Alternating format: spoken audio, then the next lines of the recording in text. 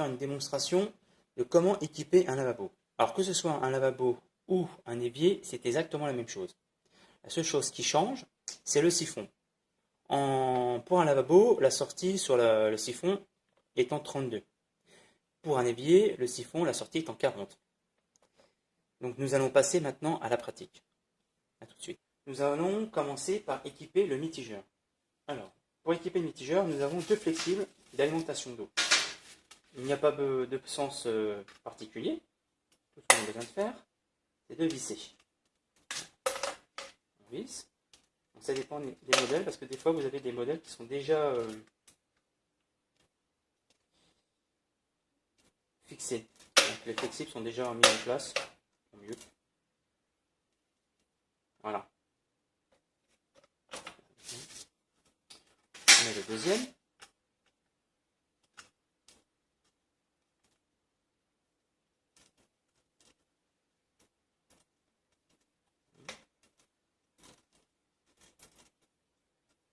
Voilà. On serre jusqu'à ce que ça bloque. Ensuite, nous avons une tige fuitée avec sa partie fondue et un écrou. C'est ce qui va permettre de tenir le mitigeur sur le lavabo ou l'évier. C'est exactement la même chose. Donc nous avons un troisième trou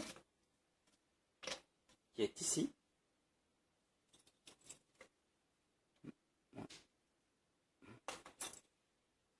Et on va le fixer.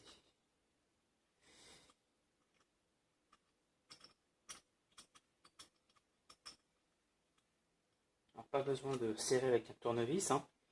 C'est au cas où vous aurez besoin de le démonter parce qu'il fuit et que l'écrou reste bloqué. Ça arrive souvent, ça par contre. Quand les mitigeurs sont vieux et qui sont en retrait, on prend un tournevis et hop, on déclé. Donc voilà. Alors, on va commencer déjà par faire passer. Alors, j'allais oublier quelque chose. Il faut installer le joint. Si on oublie de mettre ce petit joint, l'eau qui va couler tout autour va passer à l'intérieur. Bon, après ça va encrasser tous vos tuyaux. Ça va être embêtant. Alors, on passe le joint. On le met dans l'orifice. Donc là, le joint il est plat, mais il arrive aussi que certains modèles ont des joints ronds. Ça s'appelle des joints toriques. Ça, c'est à l'intérieur. Normalement, ça c'est debout. Je passe à l'intérieur. Ensuite, nous avons ici deux plaques. Une en plastique et une en métal. Celle qui est en plastique, elle va aller directement en contact avec le lavabo. Celle-ci, c'est pour recevoir l'écrou. Donc je vais retourner le lavabo pour vous montrer. Donc comme vous pouvez le voir, j'ai changé de sens le lavabo parce que à la caméra j'ai testé, on ne voit rien. Donc on imagine que le mitigeur est sur le lavabo. On met les pattes. D'abord celle qui est en plastique. Ensuite celle qui est en métal. Et ensuite on met l'écrou.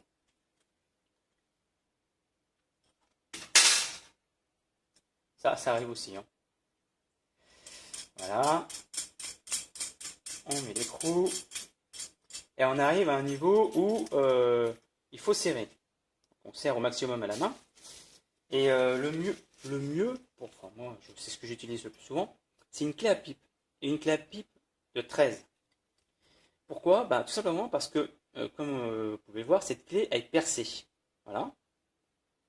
Je vais mettre ma clé sur l'écrou. Voilà. Et voilà. Comme vous pouvez le voir, là, c'est percé et il n'y a plus qu'à serrer. On ne force pas non plus comme une brute, parce que bon, même si c'est assez costaud, c'est comme tout de même fragile. Et ensuite, on met la bonde. Voilà.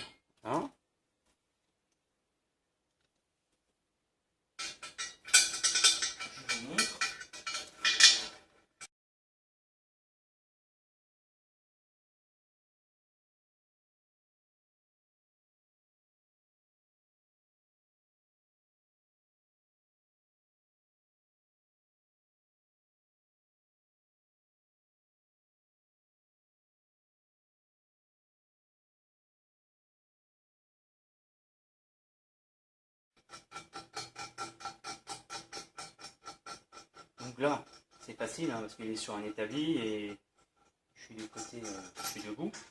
En général, ça se fait coucher.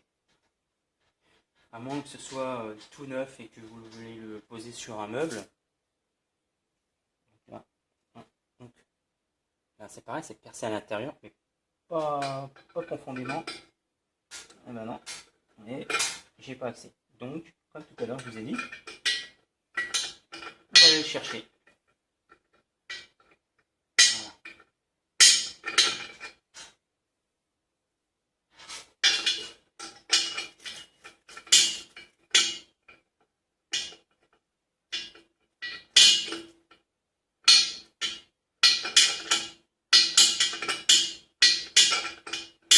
Alors, à chaque fois que je fais un quart de tour, je le retire, heureusement, parce que j'ai pas beaucoup de place.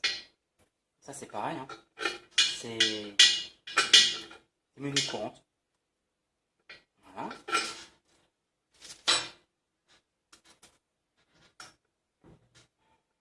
En sorte qu'il soit bien droit. Ça passe joli. Alors, la chose à savoir, c'est que souvent, l'eau froide est à droite. D'ordre général, normalement, dans les normes, ça doit être à droite. Au niveau de l'alimentation, quand vous avez deux tickets, enfin deux étiquettes comme ça rouges, ce qui est bien, c'est d'en garder une sur deux. Comme ça, vous savez quel côté se trouve l'eau chaude. Comme ça, vous ne vous trompez pas. Même si vous voulez changer de lavabo et que vous ne savez pas de quel côté se trouve l'eau chaude ou l'eau froide, ce que vous pouvez faire, c'est faire d'abord couler l'eau chaude. Vous touchez le tuyau qui est en dessous. Et ce que vous faites, vous mettez un scotch de couleur bleue, si vous avez, ou sinon, vous mettez un scotch, peu importe la couleur, mais vous saurez comme ça que c'est l'eau chaude. Parce que après avoir testé et avoir remarqué qu'on a inversé, c'est quand même embêtant de tout recommencer. D'accord ? Voilà. Donc, nous allons passer à l'installation de la bonde, qui est en deux parties. La partie haute, qui reçoit la partie amovible, et la partie basse, qui est fixe, qui, elle, va recevoir ensuite le siphon d'évacuation, et ici, recevoir la tige de direction pour monter et descendre la bonde. On dévisse. Voilà. Je retire tout ça, et voilà. J'installe. On n'oublie pas le joint. On visse.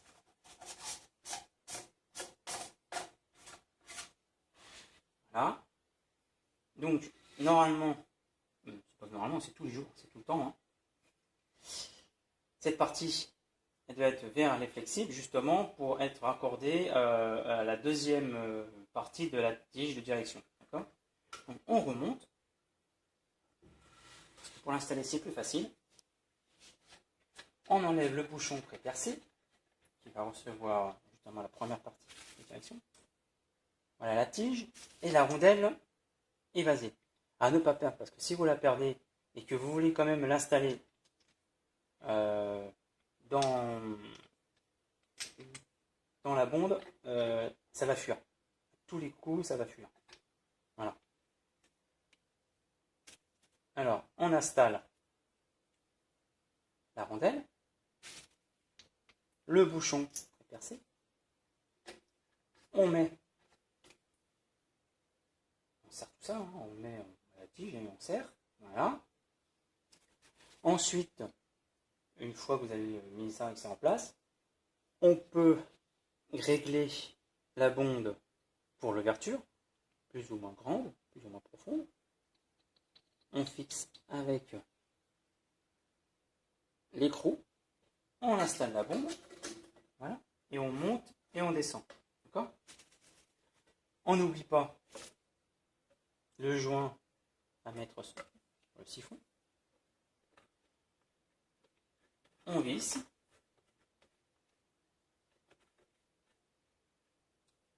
Et on serre. Voilà. Donc là, tout ça, ça se présente. Voilà. C'est à la portée de tout le monde, c'est super facile. Et ça se présente comme ça. Voilà. Là, nous avons une rallonge. D'accord? Pour pouvoir fixer, grâce à ce petit raccord, et là, pour pouvoir fixer les deux. Alors, comme ça. Alors, il y a une chose qu'il faut savoir, c'est que quand vous allez mettre votre tige dans le trou qui est déjà prévu du mitigeur, souvent, ce qui se passe, c'est que vous allez buter. Hein. C'est parce que en fait, les éviers ou les lavabos ne sont pas tous identiques. Donc, il y a des fois où vous allez buter dessus. Donc, n'hésitez pas à tordre la tige. Vous pouvez la tordre, même si c'est trop long, couper. D'accord? Pour pouvoir faire le réglage. D'accord? Si vous le tordez ou vous le coupez, ça va pas. C'est pas grave. Hein. Le plus important, c'est que vous puissiez le mettre dedans et que vous puissiez faire. N'importe quoi. Que vous pouviez faire. Excusez-moi. Vous pouvez faire votre réglage, d'accord? On tord, on coupe si on a besoin, d'accord? Voilà. Bon, écoutez, j'espère que cette vidéo vous sera utile. Et si vous avez trouvé cette vidéo utile, n'hésitez pas à la partager et puis à vous abonner si vous voulez voir d'autres choses en plomberie. D'accord? Merci, au revoir et à bientôt.